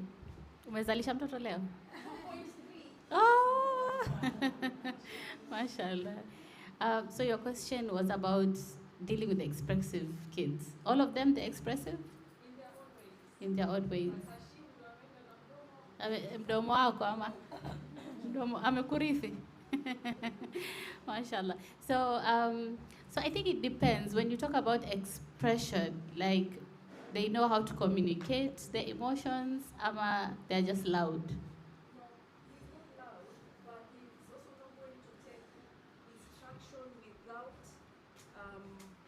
You have to make sense, even though you're the adult. So hajibu kuwa mnajibizana, but he will literally speak back in a very calm tone and say, no, that is not what I was told to do. This is what I was told to do. And you know, there's some parents who wakisema, wacha kufanya hivyo, they expect that as a robot, you should do that. You understand? So Hashim answered back and said, but why? What is the reason behind it? Yeah. Like he questions every move. Everything, yeah. Yes. And that's the nature of kids. I think kids usually, you know, how we were raised is very different. You know, we were raised in a way that tunaambiwa nyamaza all the time. Ukiwa na maswali, I'm Somali, nanaka amus. Umeambiwa hivyo Amran? You know, you grow up with nyamaza, and then you go to nursery, nyamaza. Everyone is just, you go to primary. By the time you are an adult, you don't know how to express your emotions. Kidogo kidogo umekasirika, you start crying. Kidogo kidogo mtu amekuambia kitu ushakasirika, maybe you didn't even have to have that reaction. I think being expressive is good, but then again, you know, the environment matters where we live. We live in, I feel like Mombasa, kidogo is all about mimi kama mzazi nimesema, so it has to be followed. So if he's not rude, I guess it's an important thing to be expressive. It's important to be able to voice your emotions, but in a very respectful way. Maybe try, again, you can't parent the parents out there, but you can just parent your child. Explainia kwa mom, you know, as much as I explain to you these things, not everyone will be appreciative of who you are. You know, maybe learn how to read the room. There are parents who are willing to answer you and explain things to you, but there are those who won't, because it's not something that they know. Mtoto ni kuambiwa na kusikiza. So I think you should just continue empowering him like that, but also just teaching him more about emotional intelligence. And when it comes to emotional intelligence, it doesn't mean that you erase the personality of the child. It's about teaching him to be resilient to face the world. To be able to read a room, right? To be able to read a room. Where as much as Mimi, as your mom, nakuelewa, and I want you to be expressive, there's a mom out there who won't, and you have to understand that it's okay. Don't be rude. Because again, with emotional intelligence, there's compassion. There is empathy. What does empathy mean? Putting yourself in the other person's shoe. When I have to understand, these people don't understand me, but I'm not wrong. I don't know if I've answered your question. Age also matters because there are a lot of biological changes are happening in their body. And if you try to see, there are developmental stages which happen at this stage, biological and psychology both. So I don't know, maybe I'm right or what, but in your child case, what I feel is somebody who is developing more into outspoken. And remember, you said they are studying in LIS, Light International School, they have studied there. So majority of the children who are from international school, they are always encouraged to be outspoken and, expressive. So, when you have those personality and you cut them completely all of a sudden to the homeschooling, it's not easy for them to adapt. So what happened, they try to find out a way to express their emotion this way or that way. But now if your children are already in homeschooling, I can't tell you to stop because again it can bring another problem. So instead of that, try to find, because remember they are boys. And boys have, what is the age, by the way? He's 11. 11. 26. I was right. Puberty age. So now, again, another thing, hormones are also playing role. And now, generally, we advise the people to go for more of extracurricular. Try to engage in some activities like, MUN is there. Debate classes are there. Public speaking courses are there. Computer. Try to see how you can make their time routine very occupied and productive. Another thing which I feel about your child, your son seems to be somebody who is smart. Let me use the layman term, smart. I had one case like this. He was in IB system. This boy couldn't survive there, and he was having constant arguments with the teachers, lot of challenges, and the teachers were saying he's disrespectful and all this thing. Anyways, we said, let me rule out. We did the IQ test. You will be surprised to hear, when we did the IQ test, the IQ of the child was 140 and above. It was a genius category. So he can't fit in that group. And because of that, it was leading a lot of conflict. So now that is again another awareness. Today, this boy, I think she really struggled because again, the inclusion program. You see, there are schools who provides I'm sorry, I'm bringing my school back again here. Because at our place, what we do, we have children who are very bright. Let's say I have a child right now who is 6 years old and he's already in year 2. So generally, there are schools now, people are having awareness, they're working on it. It's very important for you to know the potential of the child. And you can't push them because psychological aspects also play a role. So sometime when you would say, okay, intellectually is good, let me push. No, but you have to take the psychological aspect also in consideration. These two things has to go parallel. So why I'm bringing this point, I feel maybe there are chances your boy is above intelligence, that can be the one. Second thing, this is a puberty stage. So there are hormonal changes which are happening and he's going through that phase which is making him to be more outspoken, bold, straightforward, direct. So psychological aspects are also coming. So it can be the reason for him to behave this way. So you see, generally one activity which we tell them to go for it, because this generation, again, when you advise them, they don't like it. So generally action speaks louder than word. So try to make them responsible, involved into the activity where there is the adults involved. Let's say they can go for football, let's say. Okay, in football also the coach who is there is matured enough to discuss or not. It's very important. Again, the way the kind of a school which you choose, it matters. Again, when you are putting your child into any extracurricular, you have to know the surroundings. So why I'm bringing this point, try to see if you can engage your child into extracurricular and make a program for him. This generation which we have, they are multitaskers. They can do 4 to 5 things. And he must be having a lot of thoughts and he wants to use his energy in a different way, but maybe he's not able to express, okay? So he's using other ways. So somebody tells you something, they just blast. And other people, they take it in a different way. So, each stage is a challenge for them after the age of 11 now. Before it used to be 13 and 14. But now by 11, these children are really growing very fast. You must have heard the girls are also getting periods by the age of 10 and 11. So what about boys? So puberty changes. So I think you need to plan for your boy. The way she said, you can do the parenting, giving her emotional support, emotional quotient also you need to work on it. Apart from that, you can add on this extracurricular and make a whole program for your son, all the children. Because homeschooling is not easy for the children. Because 24 hours in the house, it creates a lot of issues. I don't know whether I have addressed your concern, but I think that point also can be helpful. Thank you. I think most of it Dr. Momtaz answered for me. So thank you so much. And you did it so well. And yes, I got to applaud you. Doing homeschooling is not easy, especially boys, especially older boys. So mashallah for taking that step. As I've said earlier, only a mother knows what's best for her children. So if you've made that decision of coming away from schools and doing it at home, as long as you have a set routine and there's structure and you're very disciplined when it comes to time for learning, time for playing, time for extracurricular activities, which is a must, and also include that social aspect that they're missing from the school. That comes in where neighbors, friends. So as Nasra said, emotional intelligence is not about how the other person reacts to the child, is how the child will take it. That's what's important. So as long as he's sure of himself and what he believes in what he says, then it's okay. He doesn't have to get angry or say, become rude to somebody else. So he will learn from that and he will respond respectfully. So I hope we've answered your question. It's a bit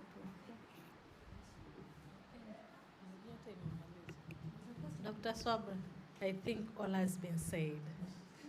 And if we are to put into consideration all what has been spoken, we will not meet on that door.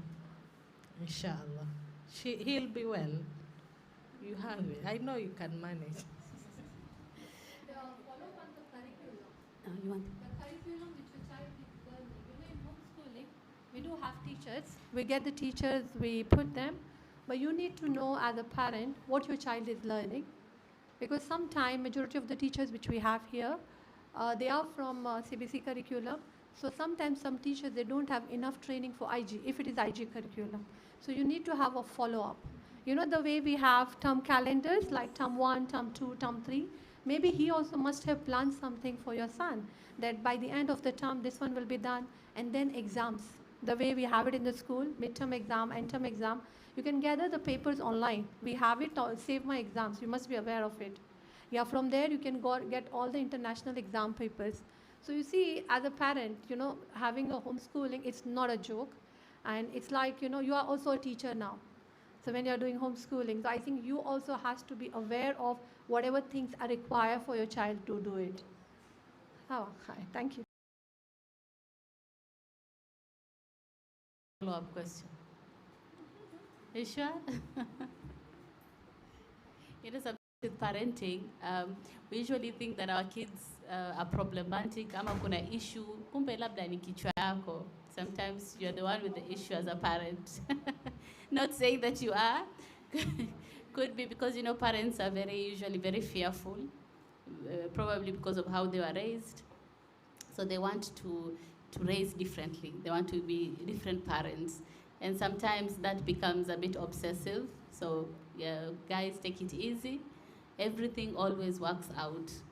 The way you were as a kid, are you the same way now? Tuambiane ukweli, si tumebadilika?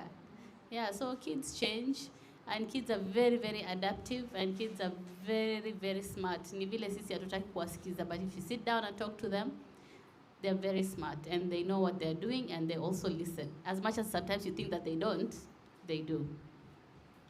Oh, thank you. Hi, Dr. Your questions answered? Very well. I think it's already Maghrib. I want to do a vote of thanks to you guys, to everyone who came. But before we do that, we were live on a podcast. we're live on a podcast. So I would like the podcast people to tell you slightly about what the podcast entails.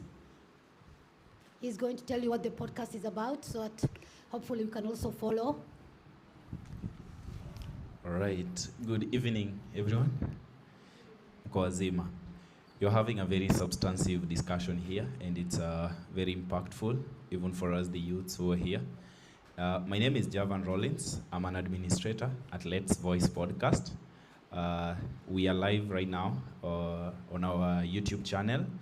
And this podcast, it's a platform where we get to host different programs. We have Your Voice, we have the Youth Baraza, and then we have a program for everyone to tell people what you're doing outside there. We want to get to know you. So we always have different programs. We have on health, anything that touches the life of the common mwananchi, who is me and you.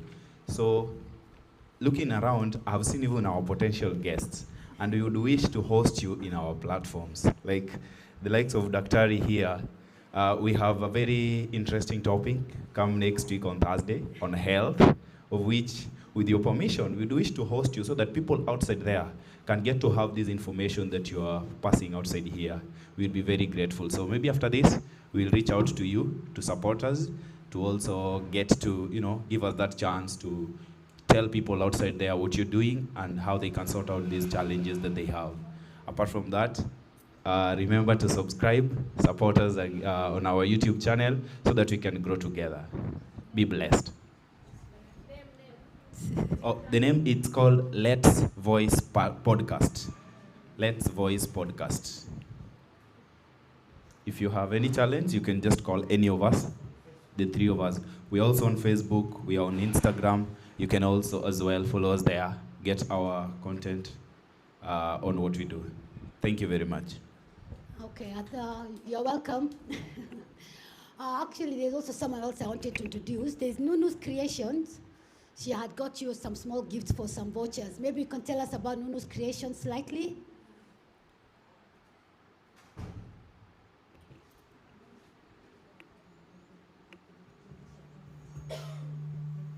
Assalamu alaikum. My name is Arnajla Timimi. I'm the founder of Nunu's Creations and Nunu's Playhouse. Basically, Nunu's Creation is the production of organic Play-Dohs. And now I have a playhouse based in Chuda, which is more of a daycare, and a play center, which works mostly on Saturdays. Yeah, thank you so much for this inspiring talk from the panelist section. And I have a question to Dr. Mumtaz. What information can I share with my parents to help them monitor the programs that we are doing in the playhouse at home? Sorry? Not program.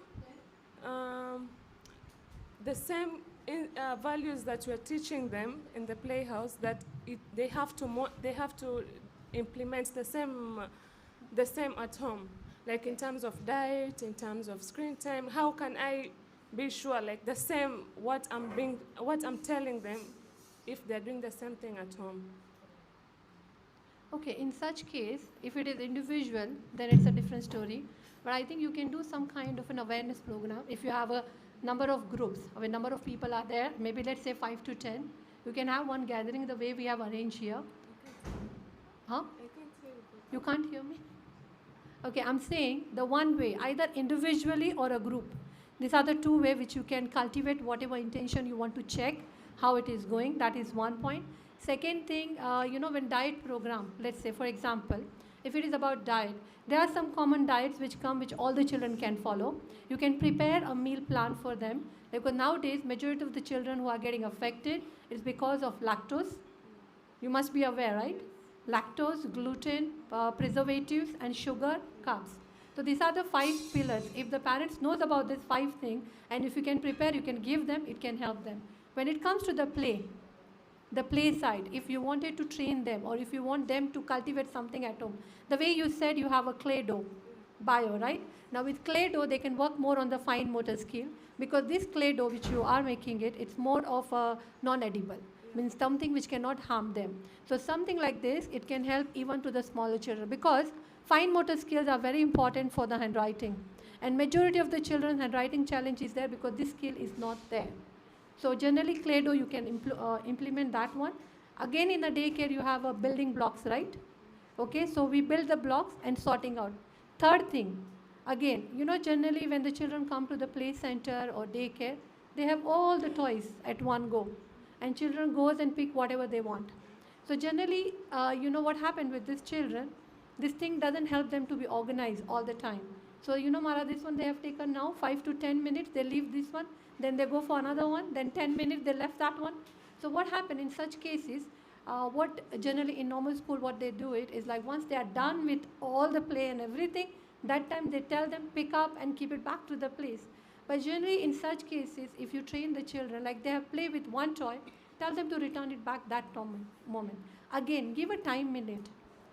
Time limit we give, 5 minutes, 10 minutes. You set, each child has a different time ability again. So for example, children's attention span is 10 to 15 minutes. It's not more than that. So always you indulge this one with the art, coloring. So when you, I think you didn't understand the question. How can I, of course they're doing the same thing when they are in the playhouse, but at home. Yes. So that is what I'm saying. You can ask them to do the same thing at home when they do it.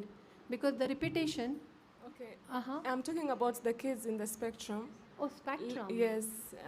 Okay, especially when it comes to diet. How as a director, how am I supposed to know, like, are they eating the same?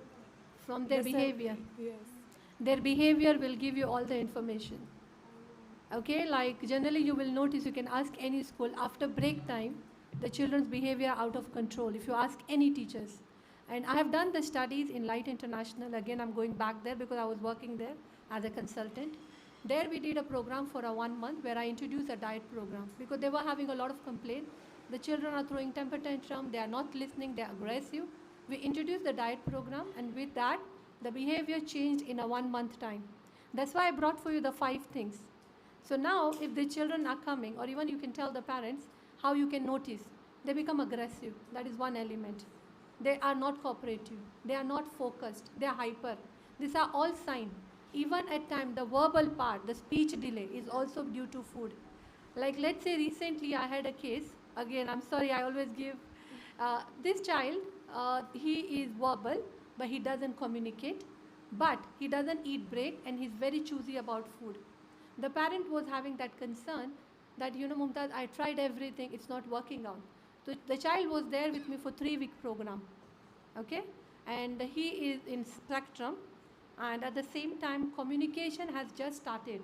He's repeating right now. In speech also there are stages when it comes to spectrum. The way she said, they develop the speech. So speech also has the stages in spectrum disorder. That I will explain you later. Let me get back to here again. So this child, when he came here, we made a program for 3 weeks where we first introduced about the break. So you see, the person who were there in the panel, you have to do it because generally these children learn from other kids also. And then again, the type of a food. If one child is taking, let's say, banana, other is taking apple, finish. They will not follow it. Because children, again, so they go with the fascinated colors. So even there are some healthy snacks which they can prepare at home, which can make the child to be attracted towards food. So even if you want something like that, like a diet or anything, you contact me, I can help you. There is no problem. I hope now I addressed. Yeah, thank you so much. Thanks.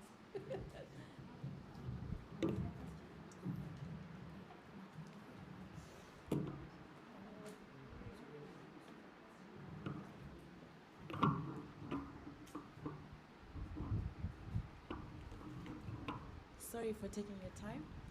This is the question for Dr. Nasra. Since you're working with mothers and women in general, where do you draw the line? Like, you're trying to be there for a mother who has a kid with spectrum, and that kid means a lot to you, my nephew. And actually this session, she was supposed to be here, but she's not involved with the child, And it hurts me because this is somebody that I love, my nephew. And with his age, he's still feeding on milk, and he's 6 years old, and he doesn't eat anything. So I always tell her, get help. he's not okay, get help. But she goes like, he'll grow out of it. This is just her, you know? Then Amran knows I tried to bring her. I booked for her this session, and she said, I can't go alone. I booked the flight today for me to come to be here with her. Still, she did not come. She's not involved. So where do you draw the line to help somebody who doesn't see that the child needs help? Thank you. First and foremost, kudos for being a great aunt. MashaAllah. Let's give her a round of applause, please. What's your name, if I may ask? Khadija. Khadija, no? I actually wasn't expecting her. She was told me her sister-in-law will come. She was in Nairobi yesterday. She's a friend. So when I saw her, I was like, Subhanallah. You know, when people are empathetic, you can tell. But the thing is, when you are empathetic, people take advantage of you, right? So I understand that you're close to your nephew. I understand you love him as your own son. But unfortunately, he has a mom. And there are certain things that you can't force. You know, she is responsible for him. She's still alive. As much as you want to see those changes and it's difficult, there's only so much that you can do, Khadija. So don't beat yourself up. The little support you're giving your nephew is actually not little. It's a lot. You might not see it now because you feel like, why am I not, pushing the mom, the sister to do all these things that I want her to do? But the unfortunate thing is, as long as the mom is alive and she's the primary caregiver, sometimes there are things that you cannot do. I know it's difficult to hear this, but you have to let it go. You have to play your role as an aunt. You have to make a lot of dua, pray for your nephew. But by the end of the day, you are also a human being. You can't do too much. You have to let it go. This is where now, sometimes unaambiwa kuna situation nyingine, daktari. Yes? Yes. Yeah, please. Yes.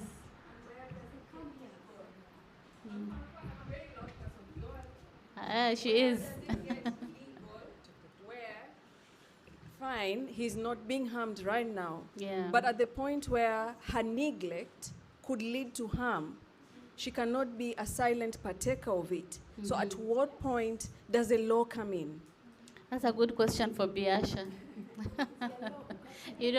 For me, I deal with emotions, and I deal with the psyche, and I want to take care of Khadija. Yeah, you get me right? I want to take care of you right now. So with that, I think Biasha will help us. Kiislamu ilisemekana kama hujui kitu sema sijui. Mimi sijui. try to understand her pace. You are seeing from far. Being with special children is not easy. You are looking from your side. You really want to help her. She must be overly whelmed, frustrated. The way we said about the stigma, which people are putting on her head. More than ourselves, society is the one who frustrates the parents. Because, they come up with little bit children go out or anything. There's a lot of things. I can't, because I hear this thing from the parents. There are times when they become helpless.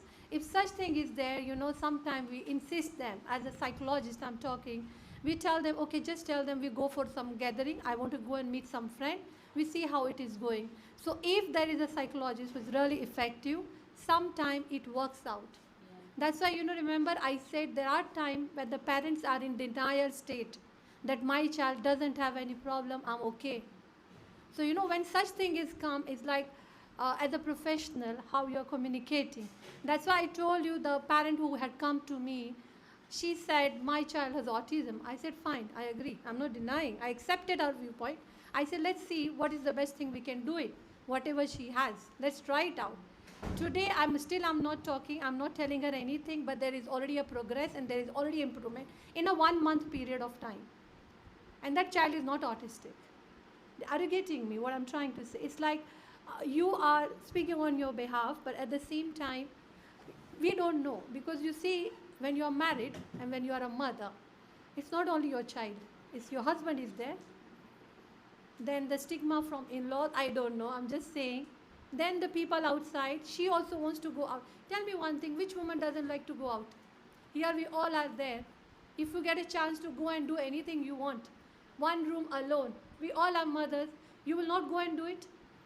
If somebody tells you go back to your childhood, where you were at the age of 12, 14, 15, you used to freak out with your friends. If somebody tells you get that chance again, you will not do it? Nobody will deny, because somebody who is going through, if they get this opportunity, they will do it. But maybe I feel she is also into some kind of emotional stress. I don't know, because before she accepted, right? She said she will come. Then she come. That means she didn't get anyone to support the child, she gave up. There must be something must have happened. At the end moment she changed. Oh, okay. She went out with a friend. So maybe she found that here again the same thing, all lectures, the way I'm hearing from people, it will be the same. It's better I go and spend time with my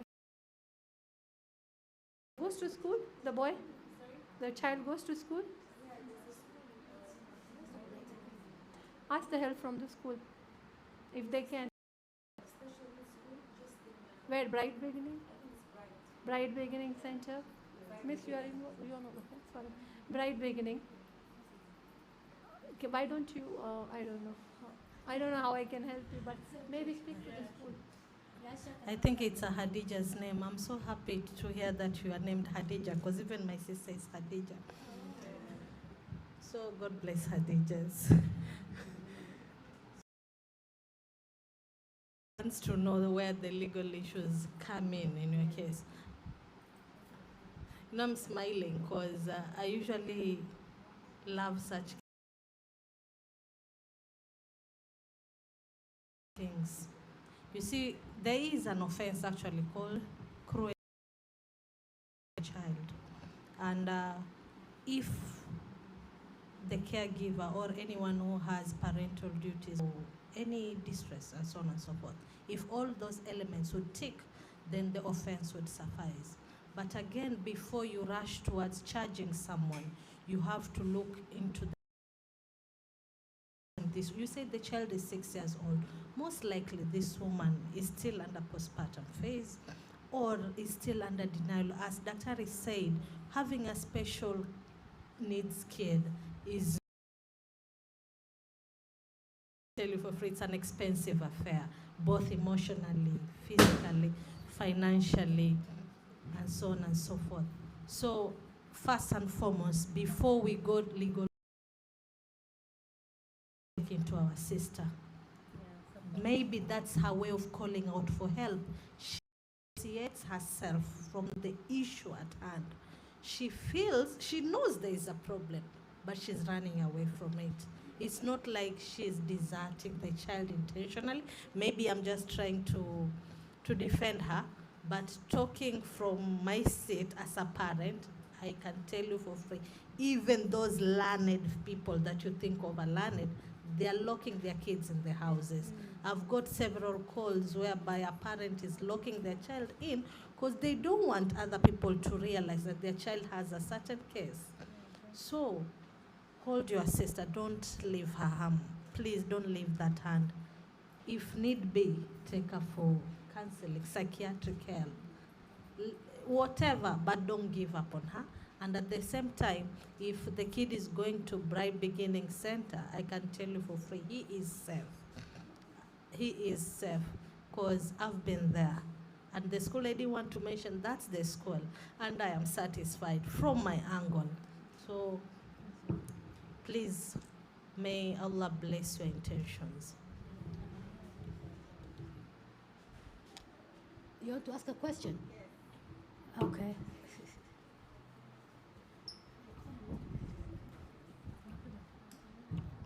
Assalamu alaikum.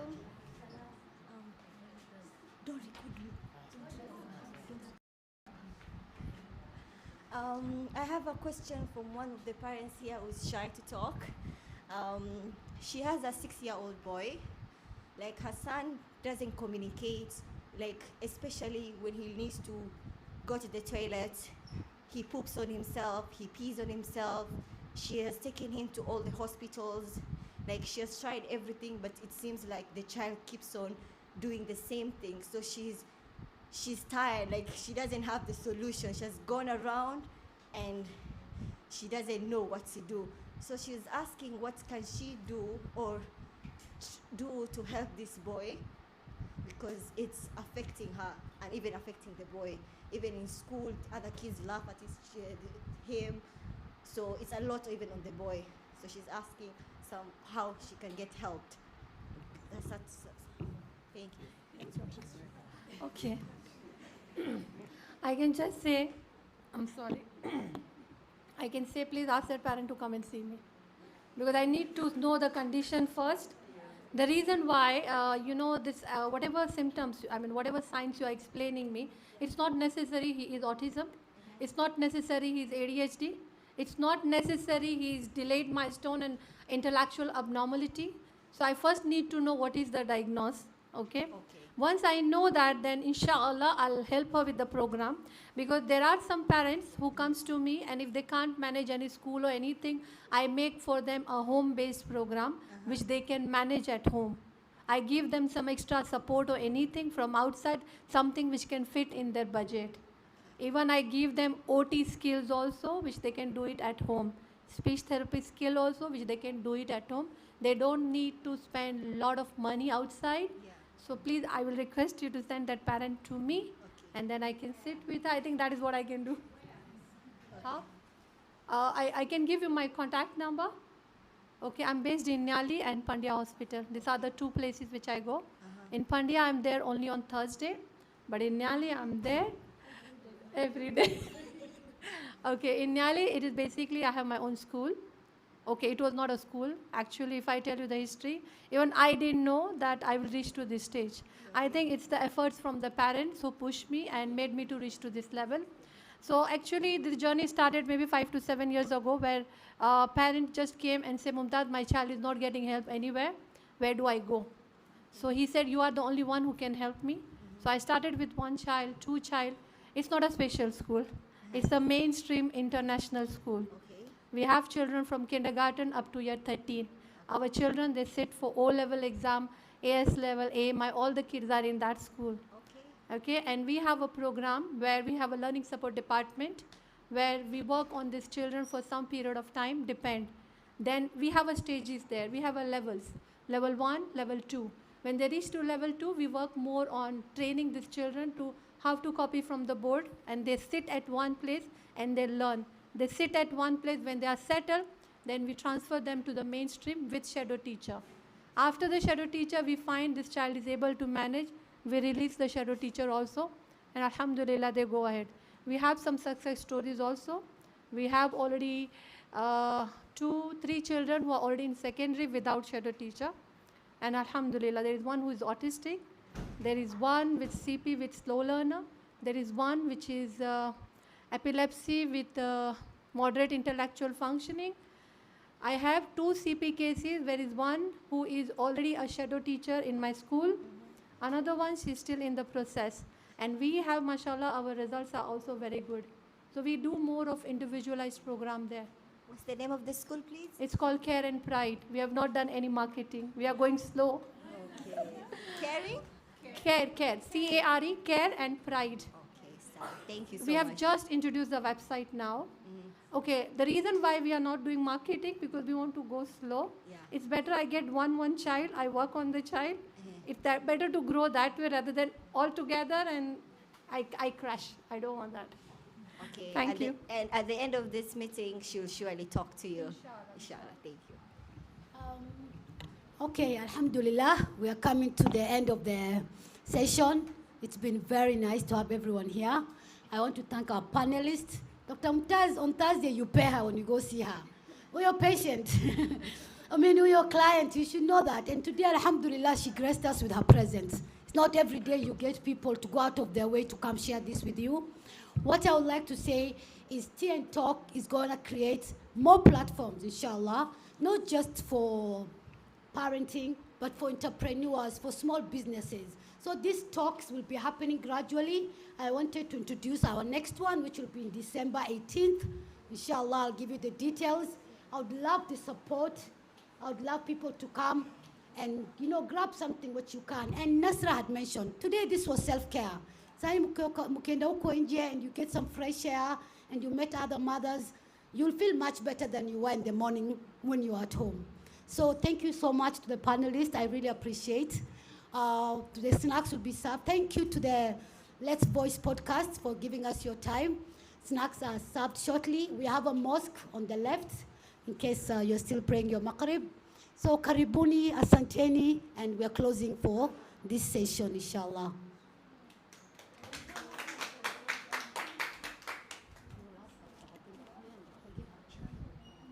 Sorry, there's another question. After this question, please have your discussion. One more when question, waiting. Dr. Mumtaz. There's this one parent who went, unfortunately, she got some, she went to a doctor, and he's a professional doctor, and the child, I think, is a bit hyper, and the doctor advised her that the child needs more discipline. And at the moment, the parents locks the child in the room, and she punishes him because of the tantrums he does, maybe throwing of the toys and he doesn't talk. What can you advise the parent? I'm telling you one word. Diet, why I'm bringing this? Because hyperactivity, majority of the cases, 1 month program, if she will follow the diet, if she doesn't see the improvement, she come and reports me. I'm not joking, I'm telling you the truth. I have seen, even I can show you the chats where people have written, I can see the improvement. So I think diet is the first element.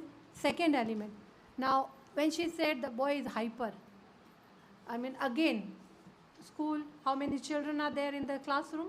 Because remember, if the classroom is too crowded, the teacher can't pay attention on each and every, you can't blame the teachers. So again, the challenge happens. The child, sometimes they move around. He's not even taken to the school. Oh, how old he is? 4. Oh, he's still at home. Then tell him to put in the school. Yeah. Generally, I advise people at the age of 2.5, if the child is autistic, I tell them to put them in a school. It really helps. I don't advise them to go for therapies or anything. This is again another thing which we have a challenge. If the child is not settled, if the child doesn't have an eye-to-eye contact, no speech therapy will work, no OT will work. Because generally people think, oh, speech problem is there, let me go to speech therapist. Oh, OT, let me go, he will work on sensory integration. It will not work. Just tell me right now, we all are sitting here. You are sitting at one place, that's why you are able to listen, and we are able to communicate. There is an eye contact, isn't it? Now these children, they don't have eye contact. So even this parent about whom you are talking, I don't know whether eye contact is there or not. You see, until I don't see, so I don't know the level. Because generally, again in autism, there are levels. Mild, moderate, severe, profound. Now when it is a severe, profound, without diet, we can't do anything. When it is mild to moderate, there is a mild modification in the diet, and then you can combine with some therapy or educational program, you are good to go.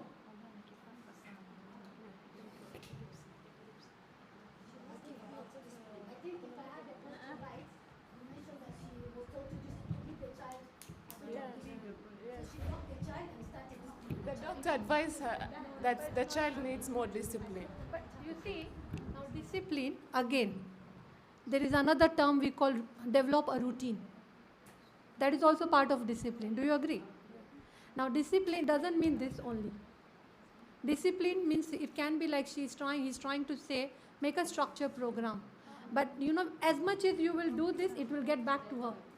Whether the child is a normal or child is in a spectrum. Today or tomorrow, it will get back to him. The reason, because right now he is young, you can control. After the age of 7 and 8, it's not easy. So generally in the school also, the teachers are not allowed to hit the children. It's not allowed. So even the parents should not be physical. You get me? So maybe you can ask her to call me. I can speak to her. I think it will be nice if we have a session in the playhouse so that you can give more awareness to the parents. No problem, dear. Inshallah. Thank You you just so let me much. know. Always welcome.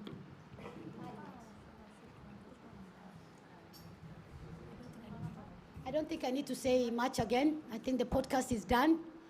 From here now, as you eat, take advantage of Mumtaz if she's still around and the other panelists. And yeah, so you guys, thank you so, so much for the support. This is the first one and we have more. We have a quick photo session here or outside. Please, I would really appreciate that. Just here, let's do a photo shoot before we leave. Sawa? Thank you.